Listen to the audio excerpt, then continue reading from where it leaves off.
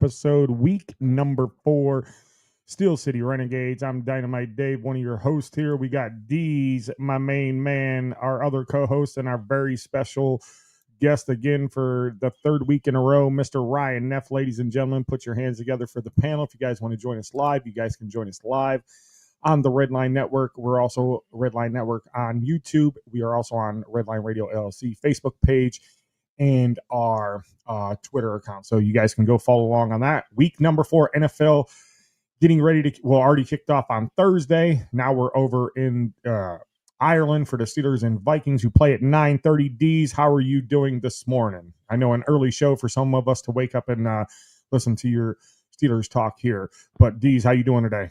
I'm good. A lot better than I was last week. I don't know if you saw, but I was a faucet from my face because allergies were kicking my ass living out here in farm country, which is nowhere fucking near Chicago. I just might add. Yeah, because I always say you're in Chicago. Speaking of your other adopted team, the Bears, they looked pretty good last week. I've never adopted that team. Fuck them. Ryan Neff, ladies and gentlemen, Kansas City Chiefs fan. Ryan, thanks for joining us, man. Hey, you were spot on almost. I mean, you think if the Chiefs lose today, their playoff aspirations are in doubt? Yeah, I mean, you start 1-3, you're technically probably going to have to go 10-3 the rest of the way, just to sniff a wild card, I guess. So, look, I'm ecstatic that they got the win last week against the Giants. Ravens are a whole different beast, so we'll see what happens today. But you start in a 1-3 hole, it's going to be real tough to make the playoffs. Yeah, they're going to need to make a trade for a wide receiver because they ain't got nobody to throw the ball to. Listen, I keep hearing Tyreek coming home, and maybe I heard something today or the other day about them trying to get Calvin Austin from the Steelers. So hopefully, I mean, something happens, and Pittsburgh needs another wide receiver too as well. So I mean, I don't know. We'll see. Whoa. Heard that from who? Yeah, somebody on X said that Kansas City called the Steelers about Calvin Austin. Yeah, get fucked. Not unless we get somebody else. Yeah, I mean, I seen it. I forgot to send it to you. But anyway, so Kansas City needs some wide receivers. Pittsburgh needs another wide receiver. But let's get into it. Ryan, real quick, your assessment of the Steelers after week number 3 in the books, getting ready to go into week number 4. What's your thoughts on the Steelers right now? Well, I mean, they got up 14-0 early last week, and then they were trying everything to do to lose the game after that. So, again, I don't know what the status of Jaylen Warren is going to be, if he's going to play this week. But look, if you keep Aaron upright and you keep him in, if he stays in the pocket, I think they'll be fine, but they've got to be able to run the football. I will beat that dead horse until the day I die. The best friend to a quarterback is a fantastic running game. Look, I still think they're going to be fine. The defense played well last week, but I still need to see it consistently because the first 3 weeks, I mean, the Steelers' first 2 weeks, their defense looked like shit. Let's be honest. Look, I know it's the Patriots, but still, all in all, and when you get up 14-0, you got to keep the foot on the gas. You know what I mean? Yeah, especially after five turnovers. You gave up, or you got 5 turnovers. You need to score more than 21 points. Yeah, so I mean, I still think they'll be fine going forward. It's just, can Aaron make it through the whole year? I mean, I think Aaron can make it through the whole year, but you're right, Ryan. You hit the nail right on the head about the run game. Like, I don't know what's going on with the running game. That Najee did. He was here for 4 years, four consecutive years, 1,000-yard rush, and we know that we miss Najee right now. We can see it. Jaylen Warren, about 20 minutes ago, Brooke Pryor posted on her Twitter that he was practicing and running through pregame. So hopefully he's good to go. If not, me and Dee's talked about it. Trey Sermon was elevated. Hopefully we get to see him, and then he's going to be sent right back down after the game for practice squad. Dee's, your assessment so far in the Steelers after week number 3? Yeah. Last week, there was some improvement. I mean, Aaron didn't get sacked. He did get hit quite a bit and was under pressure, but going into that game, the Patriots led the NFL in sacks. So the fact that they didn't get him was a positive. We did see improvement out of the defense with the run game. I think that having Derek Harmon and Jabril Peppers and Cole Holcomb on the field really made a big difference. The big concern was they were just getting smoked on 3rd and 4th down, gashed. They got to correct that, hopefully, with the potential of Joey Porter Jr. and Deshaun Elliott coming back. I think Jabril Peppers has kind of overtaken the other safety spot, which I would rather have him there.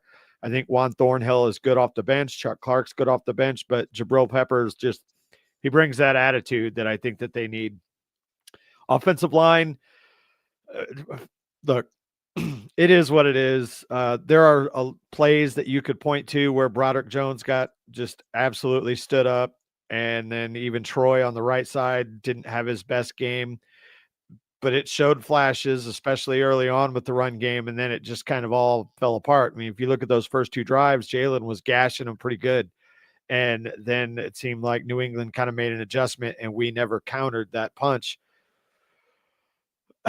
I just keep harking back to the offensive line coach, and I'll give credit to Kevin Adams, who is on the Steel Here podcast, also a big part of the Steeler Nation website and the Terrible Tailgate. On their show this week, he pointed out that Pat Meyer has had 3 offensive line coaching jobs prior to this, and he's lasted 1 season at each one.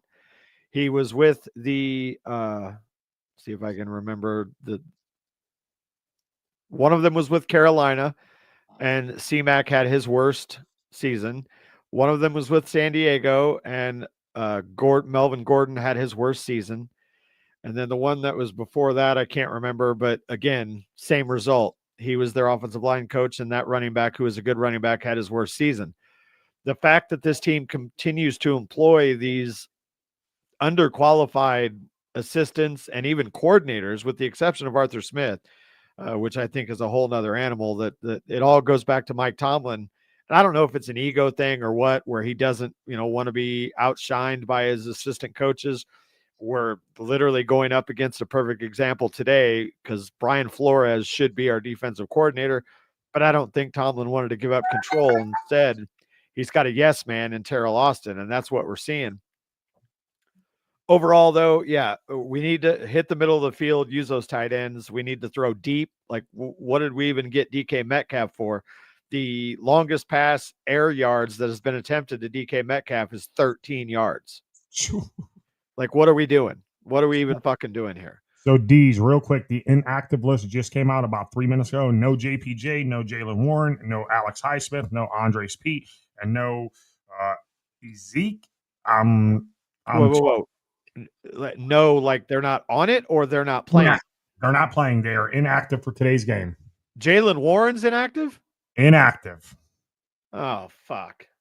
Yep. Right here is the inactive list. I got it right here. I'll show it to you. Pull it up. Right there. No Jalen Warren, no JPJ. Inactives for today's game. Gonna have to use Kenny Gainwell a lot today. So Kenny Gainwell and ADs, we might see Trey Sermon get some runs back there. All due respect, fuck Trey Sermon. I want to see Caleb Johnson. Get Caleb on the field. Let him. He's got to hold on to the football. He's got to play smarter, man. He's got to know the rules. I mean, listen. I mean, he fumbled the kickoff, but he's not a kickoff returner. He never was. He returned 2 kicks at Iowa. Well, you know that, and I know that. Whoever put him back there, was it Danny Smith or was it Tomlin? Whoever put him back there should have to do bear crawls at practice or whatever. But he didn't look too good. Let's see if he gets in there. I'm good with Trey Sermon getting a couple touches, maybe 6 to 8, because Sermon does have some talent, man. He does, and he rushed for 368 yards in college against Alabama when he was with Ohio State, and he had some pretty good games against the Steelers in his career. So let's see what he can do. Give him a couple runs, see what he can do. I'm not asking for him to be the workhorse, but now, you don't have Alex Highsmith neither. All I'm saying is there's a reason that he was unemployed. Yeah, well, he's been with the Steelers all year. He knows the offense, so hopefully he can get a couple touches. He's not as bad as you think he is. He's a decent back if the opportunity's presented. It's a system thing. Like me and my buddies were talking about. Look at Sam Darnold. He's doing really well over there in the McDaniel offense or McDonald offense in Seattle. He's doing really well there, and he came from Kevin O'Connell, so he's doing really well. Quarterback we looked at. Look at your boy Russell Wilson, who just got benched after week 3. Now going to be the back. He ain't my fucking boy. Never has been. Get that shit out of your goddamn brain. I know, just messing with you, D's. But anyway, my assessment on the Steelers so far. We got to push the ball down the field exactly like D says. And is the Patrick Queen experience over with the Steelers? No. Patrick Queen is fine. He needs, like any good linebacker in a 3-4, he needs the fat asses up front to do their job and eat blocks. Patrick Queen, Peyton Wilson has been a problem in the run game, especially. You give Jack Sawyer more time now that he got his first career sack. He looked pretty good last week. Well, he's going to have to because Highsmith is out, so he's going to be a big part of it. The main thing is you're going to have Cole Holcomb, who played much better than Peyton Wilson has played. So we'll see a lot more of him. And Sawyer, he's going to go in and out quite a bit. And we're going to get to see Herbig, who, I mean, I hate to say it, but Herbig seems to bring a spark that Highsmith doesn't on a regular basis. The only advantage I would give Highsmith would be he's probably better against the run. But I could certainly see when Highsmith gets healthy, he might be a candidate for trade deadline to make a move. Didn't I mention that either last year or the year before or earlier on this season when I said that, you drafted Jack Sawyer, you got a big contract with Highsmith. I mean, I'd like to see Sawyer get some more time. I really would, because I think he's talented and I think he fits his defense really well. And he was moving around the field last week and got his first ever sack. We got a question here from Michael Elmore. I'm still in camp. Steelers need to try to pull the trigger and get Tyreek for the rest of the year. But what do you give for him? And you got to push the ball down the field. I mean, do you think? Let me ask you, Ryan. You've seen Tyreek play in Kansas City and Miami. You think he would fit good with the Steelers' offense the way that they run it? I just think he's a headache. You know what I mean? So Kansas City got rid of him for a reason. He's a diva in Miami. If he doesn't get the ball, look, he's just too much of a headache for any team. I don't think Kansas City's going to bring him back. I don't think he's going to fit in Pittsburgh. Not that blue collar town.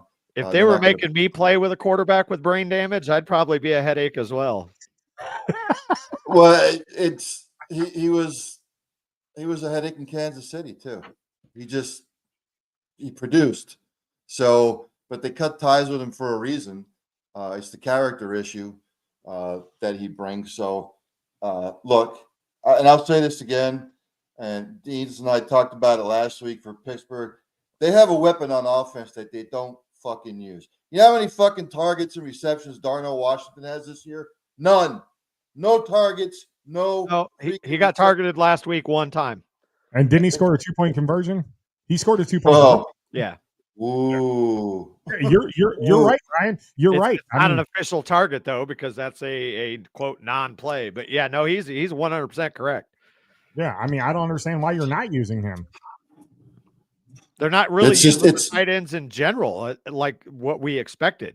You know what I mean? Like they've used Jonnu a little bit here and there, and Freiermuth's been targeted a little bit here and there. But I mean, you keep 4 tight ends, you expect them to be a big part of the offense to take, suck up the middle of the field, and then you let guys like DK and Calvin run the deep shit.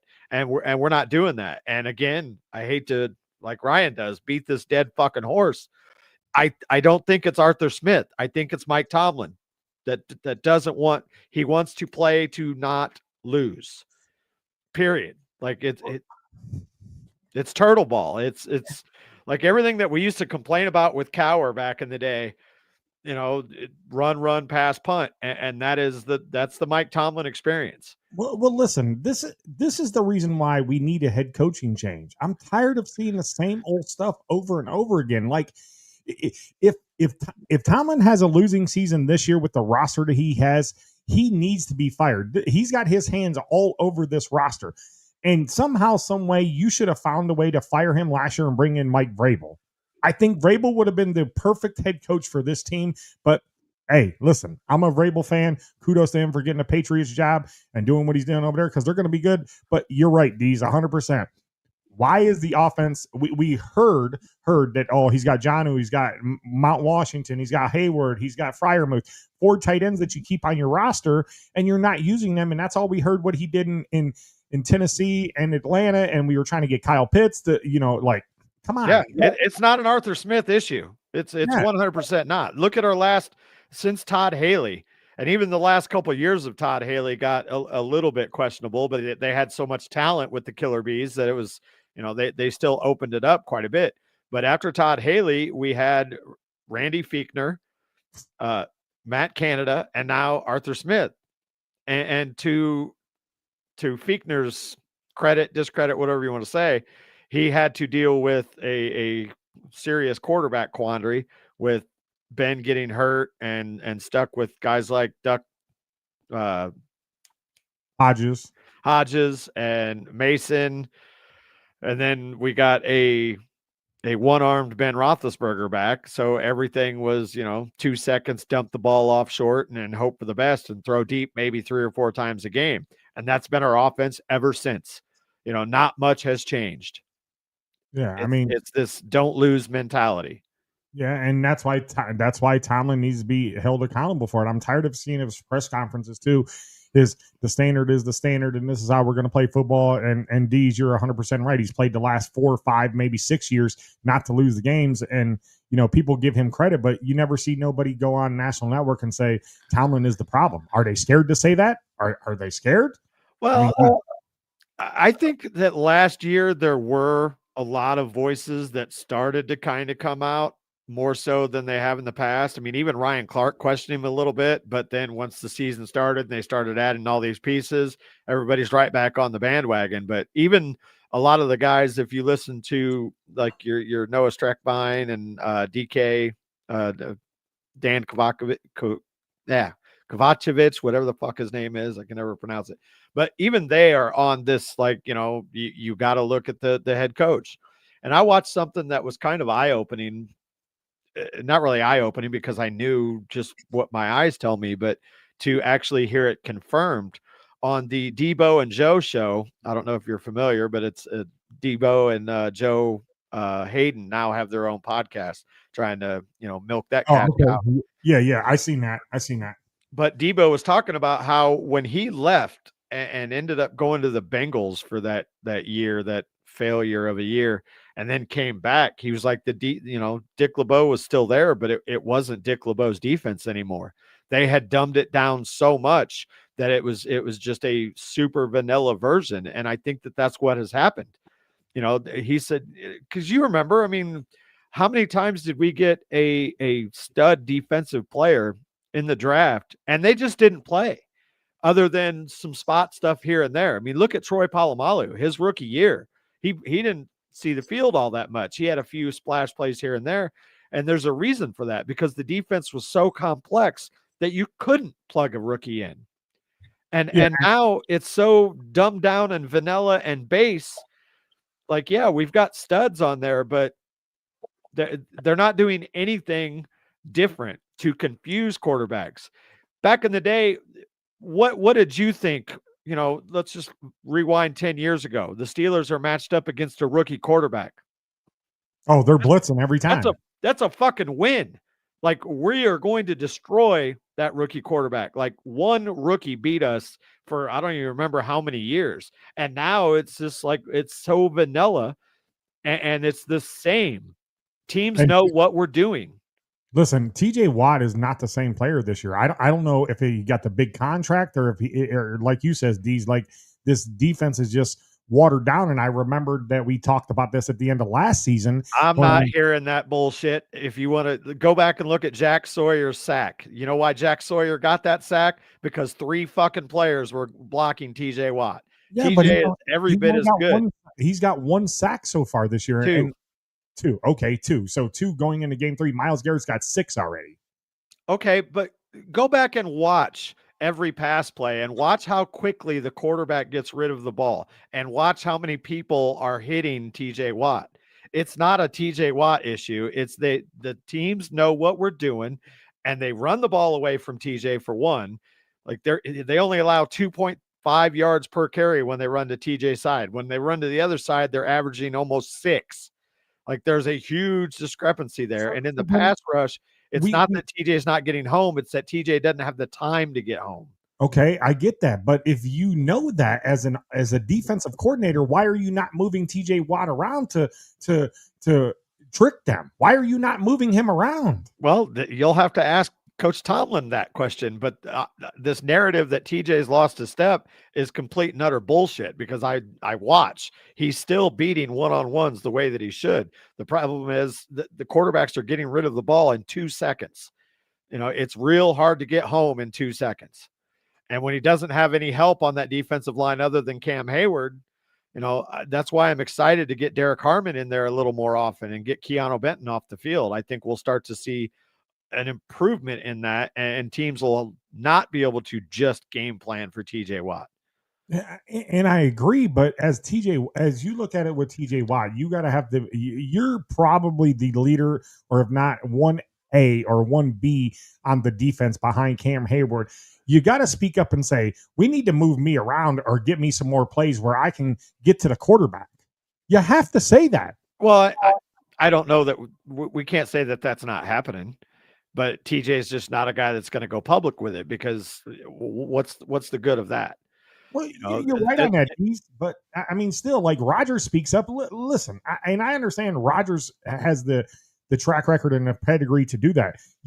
Listen to that guy's press conferences and whatever, when he talks of media availability, he kind of silently calls players out where he doesn't really call them out, but he calls them out, and he calls out some of the plays. Like, I just watched, the interview from last week after the game. Is like, like, part of this is on me, or I'm not that game. I mean, against Seattle, it's on me. I didn't get the ball out quick enough. Also, other people didn't make blocks, and like, I take responsibility for that. We got to work harder in practice. And Jabril Chuck Clark actually said it. He goes, they didn't even prepare for Sam Darnold.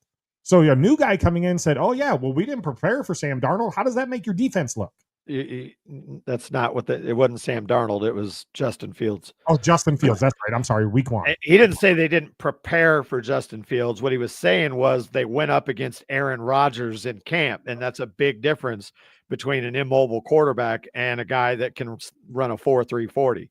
So it's kind of like a culture shock kind of thing. But still, yeah, they made him look all world. And Sam Darnold looked great as well. I mean, everybody's looked great against us. The TJ issue, though, is the guys around him aren't doing their jobs. Ryan, your thoughts on the Steelers defense so far? Look, sometimes when you're in a league long enough, defense or offensive coordinators know what you're going to do defensively, and they game plan around it.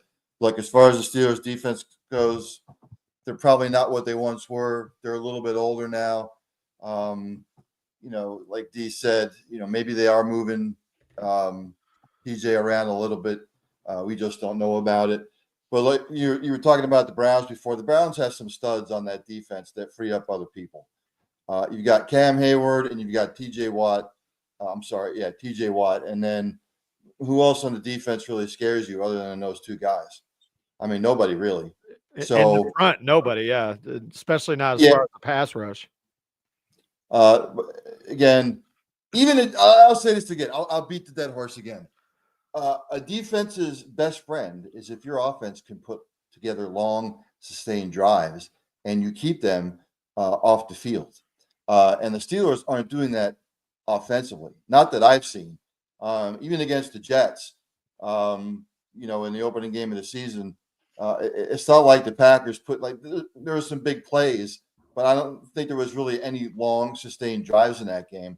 So, again, look, and as far as Tomlin goes, Dave, sometimes when you're the coach for that long and you've won a certain way and you haven't had a losing record, and it's vanilla, and I get it, but sometimes it's hard to teach an old dog new tricks. And if it ain't broke, why fix it? And I guarantee you that's what's in Tomlin's head. Look, we've won this way. As long as I've been here, I'm not going to change it. I get the sense he's just not willing to adapt. He's not willing to evolve.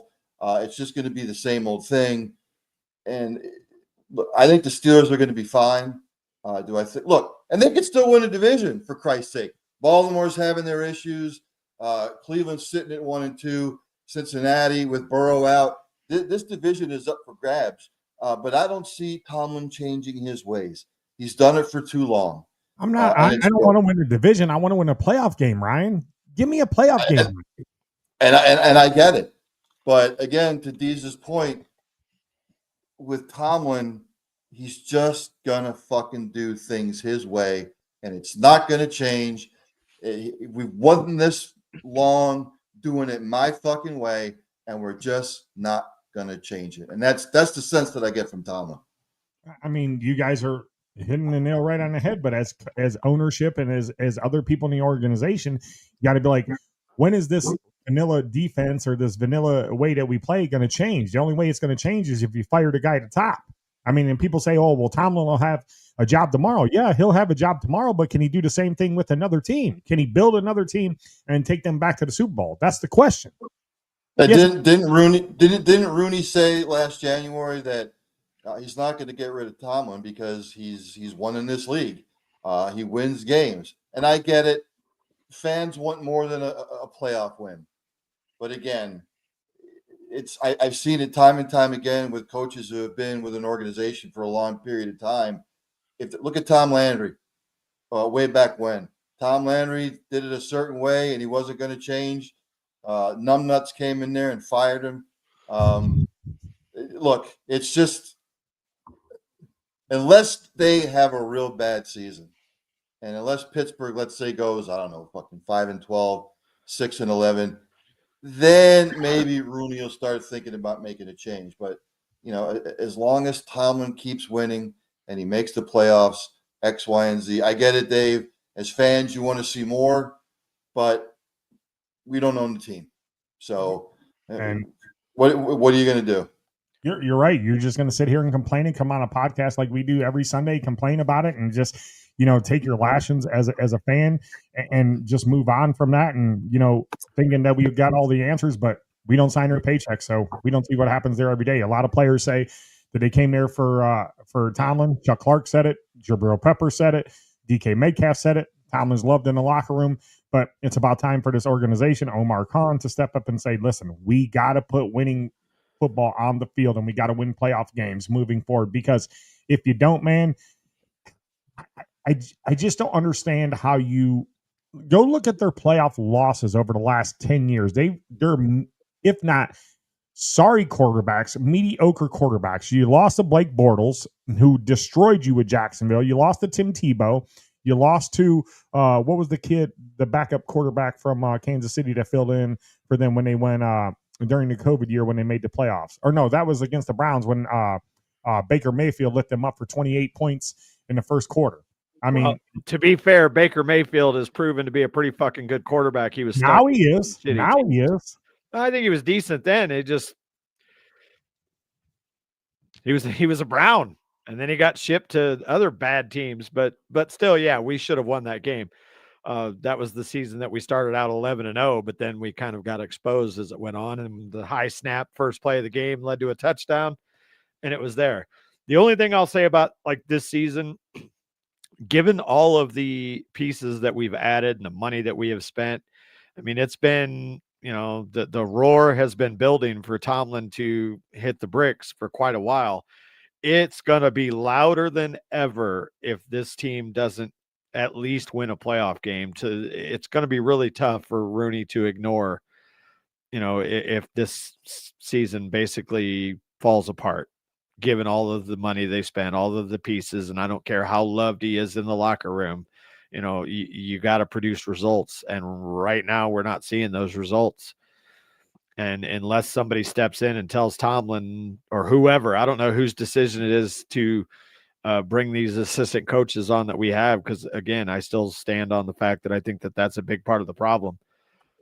If you're going to bring these guys in and you want to build a team like the Eagles with a big badass offensive line, you can't have a guy like Pat Meyer coaching them who has done nothing but produce the worst seasons that running backs have had, with the exception of Najee Harris. And I just think that kind of speaks to Najee Harris's credit, how good he was with a terrible offensive line coach in Pat Meyer. We can sit here and I might as well turn around and talk to this wall when I'm asking for Tomlin's job, because it's not going to happen, unless it's a complete implosion. And even then, I'm not 100% convinced that this Rooney will pull the trigger. I think we're going to have to wait till the next Rooney regime before that's going to happen. I understand that, man, but being as a Steelers fan and watching it over the last 5, 6, 7, 8 years, man, it's the same thing over and over and over again. And we're not the only ones that complain about it. You go and you watch all the Steelers fans and they talk about how Tomlin should be fired. He should have been fired in 2020. He should have been fired in 2021, but somehow, some way he gets to keep his job. And listen, I don't hate Mike Tomlin. I just think it's time for a change in Pittsburgh's organization. Look, you got rid of Chuck Noll. You got rid of Cowher. Well, Cowher left on his own. He had 1 year left on his deal, but he left on his own. They hired. So did Noll, to his credit. Noll retired. He wasn't fired. No, okay. Well, okay, then how long was he there? He started in 69 and he left in 92? 91. Yeah. So he's there for 31 years. Tomlin's been there longer than Noll and Cowher were there. Wow. Yeah. Huh. Yeah. So I don't know, man. Hopefully today, who is McCarthy back as the starting quarterback for Carson Wentz. Carson Wentz had a good game last week. He was solid. He efficient. You can't look at that game and be like, oh my God, Carson Wentz won that game. Minnesota's defense destroyed Cincinnati, but Wentz didn't make mistakes. And that's the one sliver of hope that I cling to in today's game, is that Carson Wentz, he can play good football, but he can also play fucking horrible football. Yep. You're right, though. But look at the people who has been in the Kevin O'Connell system over the last 3 years. Look at them being successful. Carson Wentz comes in. He plays decent last week. Sam Darnold, he's playing really good. Pittsburgh looked at him. Then you have who was the other quarterback that was there? Danny Dimes. Case Keenum. Yeah, Case Keenum. Not Danny Dimes. Danny Dimes was in their system last year. He was their backup quarterback. Yes, he was. Oh, yeah. Did he play though? I don't think he played. He played the last game of the season. Yeah. But Danny Dimes is playing really good over in Indy. Would you take a flyer maybe on if Indy wants to get rid of what's his name, the backup quarterback over there, the one they drafted high, Richardson? Would you take a flyer on him? Ryan, go ahead. Talk on Anthony Richardson real quick. Anthony Richardson coming out of Florida, he wasn't ready to come out. I said that he should have spent another year or two in college. He comes in, lights the world on fire for the first 2 weeks. Then he gets hurt his rookie year, and it's been a disaster ever since. He's just not ready. He's got all the physical gifts. He's like a Cam Newton, but he can't read a defense. He makes bad decisions. I'm really desperate in your heart up for a quarterback, maybe, but I wouldn't even waste my time or money on Anthony Richardson. No, I'm not giving up a pick for that. If he gets released or whatever, hey, maybe I bring him in to camp and see. But yeah, I'm not giving any assets away for him. Jordan Addison's off of suspension. He'll be back today too for the Vikings. So great news for us. All right. No JPJ. Hey, Brandon Eccles had a pretty decent game last week. Good pickup for them on defense. Eccles. I think Eccles is solid without a doubt. And it looks like we are getting Deshaun Elliott back. So that'll kind of free up Jalen Ramsey, because now we'll have Elliott and Jabril Peppers there. So Ramsey can slide more over into a true corner position, at least for this week, and help out with those stud receivers that Minnesota has. But it doesn't bode well for us by any means. And Peppers has been a quietly good pickup for us. Yeah. No, considering that, we picked him up 2 weeks ago. He played special teams in the first game, and then last week started and did well. And I expect his role to be greatly increased this week. And yeah, he brings the lumber, man. He came from that really good New England system. So I like that pickup. What do you guys think about him wearing the protective helmet or the protective thing over the top of his helmet? You guys liking that? I think they look stupid, but hey, don't they? They look like big fucking bobbleheads. Like you tap their head and they would just go like this. If that makes him feel more comfortable when he is absolutely destroying somebody, whatever. I don't care if you fucking wear bubble wrap. Just hit somebody. It's weird. I mean, it is. Ryan, let's talk about your Chiefs real quick, man. I know this is Steelers show. Let's talk about your Chiefs. Assess them after week number 4 here. Your thoughts on them? I just, again, they're not going to make the playoffs, man. I'm not going to back up that statement. They played a little bit better last week. The defense has a little bit of cohesion now. But look, and Deez and I had talked about this last week. Brett Veach, the GM, did nothing to improve the running back core. He did nothing to improve the receiving core. He's trying to run it back with the same amount of players. Look, the team is one of the older teams in the NFL now. That nucleus, Travis Kelce's older. He's getting engaged to fucking Taylor Swift, and he's dropping balls. And look, Isaiah Pacheco's not the same. Kareem Hunt's a shadow of himself. Kelce's older. Their receiving core is in. There's nobody on the receiving core that scares you. Their defense is going to have to carry this team. But again, if you can't run a football and you can't put together sustained drives and you're constantly putting your defense out in the field, you're not going to win many games. I don't think they're going to beat Baltimore this week. Look, the blueprint on Baltimore is if you shut down Derrick Henry to a point and you don't let him go off and you try and force Lamar Jackson to beat you with his legs or his arm, you're most probably going to win the football game. Browns shut down Derrick Henry. And last week, Detroit did a good job on him. Look, I don't think they're going to win the game today. I hope they do. I'm not real confident in it. You know what Baltimore's going to try and do again today? They're probably going to pound the rock. But again, the Chiefs are another team. I wish they'd go after a top-notch running back. I don't know who's out there, or a top-notch wide receiver. But Brett Veach, the last couple of years, the GM, I don't know what his problem is. I don't know if they've got cap room. I don't know what the deal is, but he's trying to run it back again with the same players, and it ain't going to work. There's too many teams down in the NFL that have caught up, talent-wise, roster-wise. Chargers are looking great. I guess the jury's still out in the Broncos, and the Raiders stink. So you're 1-2. You start 1-3 in the hole, and the Chargers win again this week to go 4-0. Now you're really in a hole. So again, going forward, I need to see something out of the Chiefs consistently, and I hope they bring Tyreek back. They bring Tyreek back. I don't think they're going to do it, but we'll see.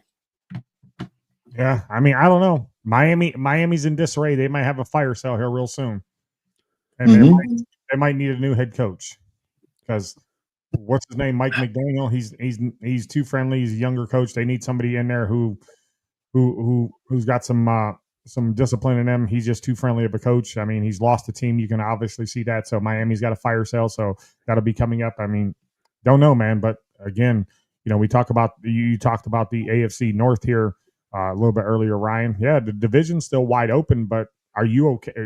Are you okay with the Steelers winning the division and going to the playoffs and getting beat again in the first round? No, I mean, I've seen that episode multiple times. No, anything less than a playoff victory is a complete and utter failure given what we've done this offseason. I mean, there's just no other way to put it.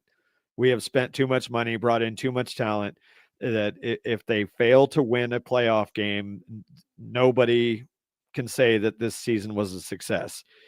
And, the only thing I will say is, like, if we're just absolutely decimated by injuries, which so far we've been, for the most part, fairly lucky. We don't have anybody out for the year, and today's not really the case with Warren being out. But, if we lose guys to IR for significant amounts of time, then you have an excuse. But other than that, there's no way this story ends as a success if we don't win a playoff game. Do you think by week 6 or week 8, whenever trade deadline is, if Pittsburgh's in the playoff hunt and there's a wide receiver available, maybe like a Tyreek Hill or somebody else, you think Khan calls and says, see what he can get? Maybe you can give up Alex Highsmith or Cole Holcomb or somebody like that on your defense where you're overstacked with, players and talent? I mean, depending on who's out there, yeah, I wouldn't be opposed to it. But right now, where we sit, I would much rather see us go out and get a Dexter Lawrence from the Giants. If he's truly unhappy, and your boy Noah Strickbine has been talking about it, if he's available, throw something at it, see what you can do. Yeah, I heard that too. I'm leaning more towards it's not going to happen, but I would be more inclined to do something like that. After watching what Derrick Henry did to us last year in the playoff game, and now watching what teams have done to us since, a stud wide receiver 2 would be great, but the way our offense has been performing, that's not going to fix our fucking problems. Until the offensive line gets their shit together, it's not going to matter. But what you can do is improve that run defense by putting a big body up in the middle and free those linebackers. And at least we can keep it close and go back to the what we're used to, which is the defense is winning us games and the offense just barely does enough to win. Right now, we can't count on that. But I think Ryan talked about this. Offense wins game or defense wins games. But again, you got to sustain the long drives on offense like they are against Pittsburgh. I think the Jets, we had 27 plays. They had a 27 play drive a 21 play drive that they were on the field straight for the defense. 21 plays straight. Yeah. I mean, you can't win football games like that in the NFL. Just go back and look at last year's losing streak. We dropped the last 5 games and everybody was, bringing fucking pitchforks for TJ Watt's head. Well, again, like I've said more times than I can fucking count, you can't blame a defense when they're on the field for damn near 40 minutes a game because Russell Wilson can't do anything other than throw a deep ball. Our offense was absolutely horrible last year. Well, that's why he got benched over in New York, because the only thing he can do is throw the deep ball. I mean, you got Jackson Dart starting now. I mean, I think Ryan said it. Maybe Russell asks for his release here pretty soon, or a team calls for him at trade deadline or whatever, and you get a pick. I mean, you got Jameis there as a backup. So, I mean, one of them two guys won't be there by trade deadline.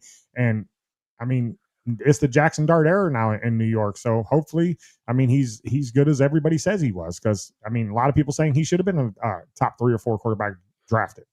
I mean, I don't know. We'll see. But yeah, I mean, you're right. Pittsburgh's defense, it's got to come out. They got to make a statement today. They have to make a statement today. You need to hold them to under 13 points. That's what you need to do. I know that's a tough task to do, but you need to hold them to under 13 points. I think you need to want in one hand and shit in the other, and tell me which one fills the fastest. Well, I mean, I've had bolder predictions before. I had the 0-5 losing streak last year, the 4 touchdown game against the when Rodgers had at the beginning of the season. Not to pat myself on the back. I mean, you can hold these guys to 13 points if you played the defense the proper way. Yeah, and they haven't been doing it. If we were to hold them to 13, we better win that. I mean, that's just all there is to it. The one thing I'll say about Minnesota, fellas, is they're great against the pass defensively, but they're sort of iffy against the run.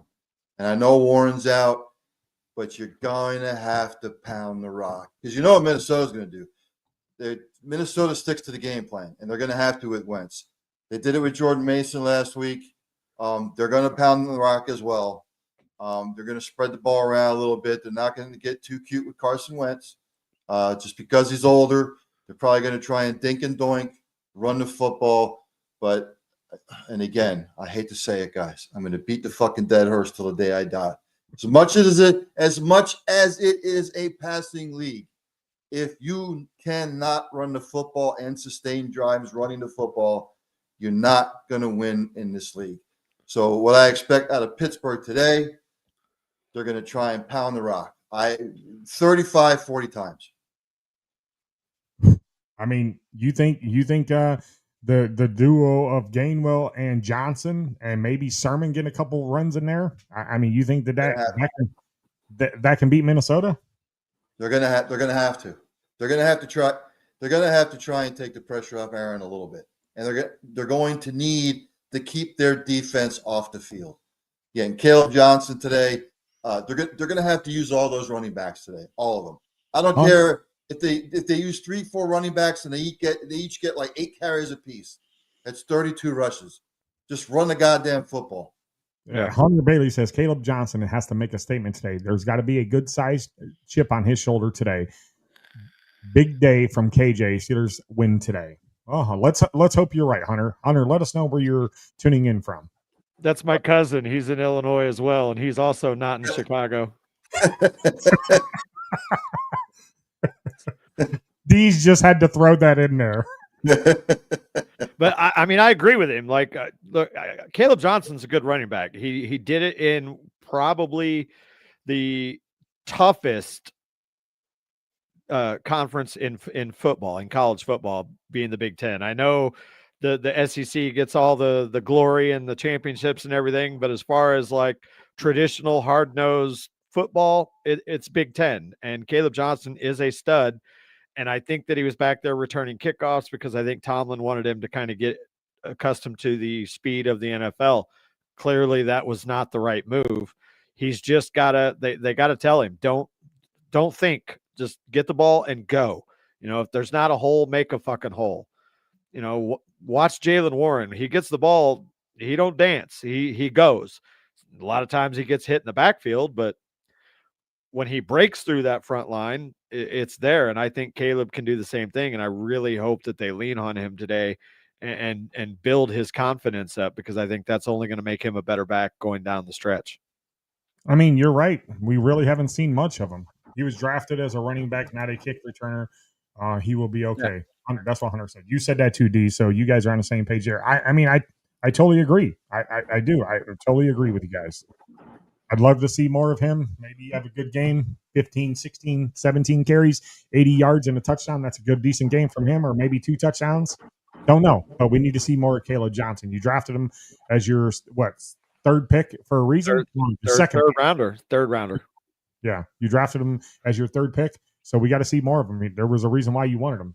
But, yeah. So, yeah. All right, real quick, D's or Ryan, you got this week's schedule for games. We'll do our picks this week. You got them? I got them up here. Yeah. All right. So go ahead, Ryan. I'll let you lead that way. Obviously, Vikings and Steelers. Minnesota's favorite by 2.5. As much as I would like to take the Steelers in this position, I'm not going to. I think the Vikings are going to win a close one. All right, D's, who you got? Minnesota, Pittsburgh. Again, until I see some improvement out of this line on both sides of the ball. I picked against this last week. I'm going to do the same thing, especially with Jaylen Warren being out. I got Minnesota probably 24-16. All right. Well, I'm going to stick with my pick that I picked earlier with, and this is being a homer. Something's got to give with this offense or this defense, man. I say Pittsburgh wins 21-13.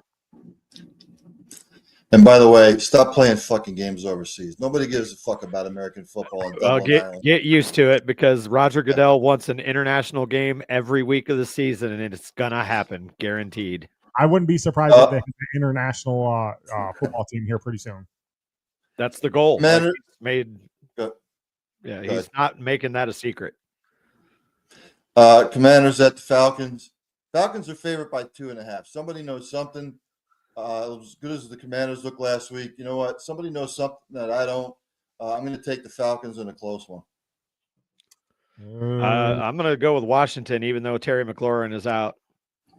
Penix looked horrible last week. I mean, I want to take the Falcons, but I can't. These is 100% correct. Penix did not look good. I'll take the Commanders. Saints at Bills. I'm going to say across the board with it's all Bill. Next. Do we even have to? Yeah. Do we have to answer that one? Browns at the Lions. Detroit favored by 9.5. With that Browns defense, I think it's going to be closer than what the experts think. I'm still taking the Lions though. I agree. I think Cleveland will keep it closer than Detroit wants for a little while, but I think they'll wear them down, and I think Detroit will win maybe not cover the 9, but at least by a touchdown. I mean, is this game in Detroit or is this a game in Cleveland? In Detroit. Oh, It's in Detroit. So they're winning by double digits. They're winning by Okay. double digits.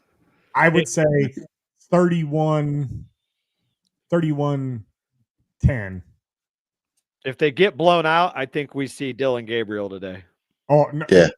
yes, maybe second half. Yeah. If it's a blowout by second half, Dylan Gabriel or fourth quarter. Yes, I would agree. Panthers at the Patriots. New England's favored by 5.5. Look, it's probably a close game, but I'm going to take the Patriots at home.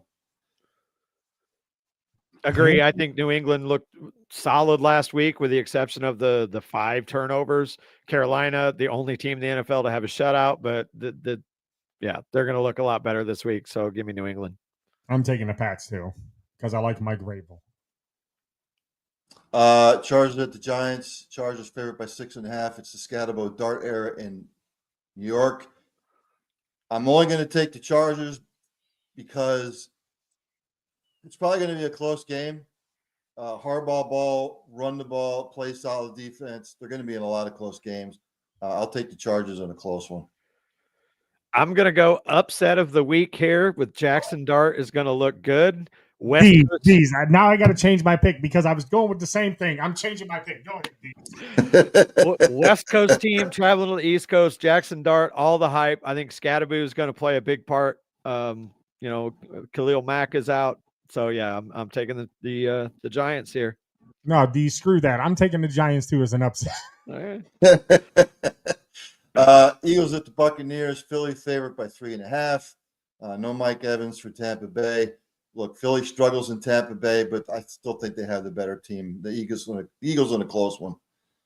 Yeah, Godwin is playing today from everything that I've read, so that'll help alleviate the loss of Mike Evans. Ibuka's having a great rookie season. That being said, Philly, they seem to know when to turn it on.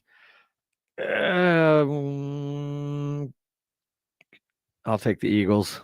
I'm taking the Bucks. Upset. Bucks in an upset. Titans at the Texans someone's got to win the game or it ends in a tie, I guess. Houston's favored by 6.5. Look, Titans still in rebuild mode. Owner came out today, or the GM came out this week and said it's not going to be a fire sale after I forget who the trade was. I'm going to take the Texans. Yeah, I think Houston across the board is more talented. They just can't seem to get out of their own way, but playing a team like Tennessee is going to help them get right. So give me the Texans. What happened to the Texans, man? What happened? I mean, CJ has definitely regressed for sure. Yeah. Nico Collins is the stud, but I don't see any of the other receivers really kind of stepping up the way that they did over the last couple of years. And they don't really, their running game can't get going either. Their defense is definitely not what it has been. So yeah, I don't know. Still no Joe Mixon. Yeah. Yeah, I'm taking the Texans. You got to win in this one, though. The only reason why I'm taking the Texans because I'm a CJ Stroud fan. That's it. The only reason. Colts at Rams. Rams favorite by 3.5. I need to see how the Rams respond off that horrible fucking loss last week. I still think the Rams are going to win, though. No Devontae Adams today. That's okay. No still got Nicole.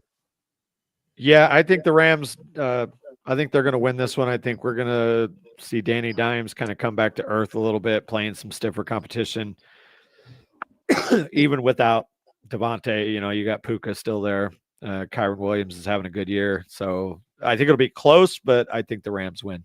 I think the Rams win too, and Danny Dimes 3 touchdown passes today. Jaguars at the 49ers. San Francisco favored by 3.5. I still don't trust the Jags. I know the 49ers are beat up a little bit, but I'm still taking the 49ers at home. Brock Purdy's returning to start. Mac Jones looked pretty good last week, so I'm taking the 49ers. Yeah, no Kittle, no Bosa. Jacksonville kind of coughed one. Or no, they went. Did they won last week, right? They won last week. Yeah, they came back at the end there, even though they didn't look pretty doing it. But yeah, at home, I'm going to take the Niners as well. Ravens at Chiefs. Baltimore favored by 2.5. I think the Chiefs are going to see a heavy dose of Derrick Henry today. I still don't trust the Chiefs offense. I'm going to go the Ravens on the road.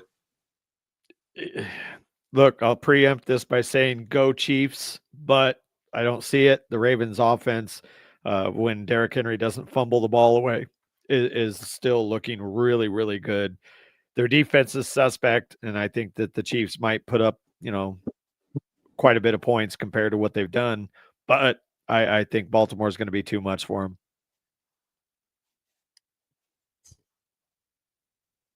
Oh, man. Baltimore, they play the Chiefs. I think the Chiefs bounce back, go 2-2. Patrick Mahomes has a big game.